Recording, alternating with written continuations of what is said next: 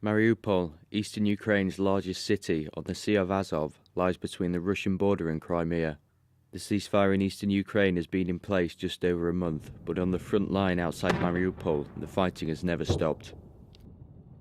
We're just outside Shirokine now. We've been stopped at this checkpoint behind me by the Donbass battalion who control most of this area.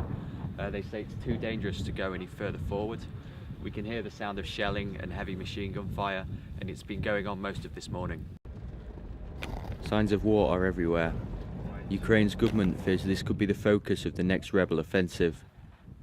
Tanks and armoured personnel carriers faced east, towards the village of Shirokine, a no man's land.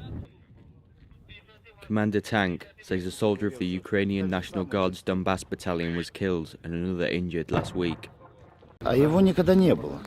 There never was any ceasefire. No Minsk agreement has ever been fulfilled here. We were in Lysychansk, we were in Debaltseve, and there was no ceasefire. So it is like this. We cannot respond, and they just keep killing our boys. A radio call of imminent incoming artillery fire. Fighters run for shelter. Soldiers here are not Ukrainian army, but volunteer militias. He's always a taxi driver before he joins. He says the separatist forces attack them every day. If we talk about what happens here, then the previous night was the hardest one. They've tried to attack us from the north. They've been shooting with automatic guns and shelling. Given the all clear, soldiers continue to dig in defences.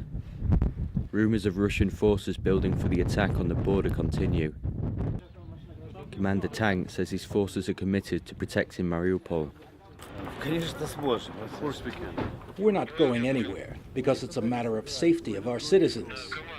If they take over Shirokine, they will have a strategic high position to be shelling Mariupol. Shells are not only incoming though. Throughout the day we heard shells being fired from both sides. Soldiers here blame separatist forces for breaking the ceasefire, saying they are still using tanks despite being obliged by the agreement to withdraw. But the Donbass battalion also acknowledges that Ukrainian forces are still returning fire. That night we saw an example, shells being fired from the Ukrainian government lines. With constant exchanges like this, in a conflict that has claimed more than 6,000 lives since April, we can only wonder how much it will take to doom any pretense of a ceasefire agreement. Adam Bales for VOA News, Shirokine, Eastern Ukraine.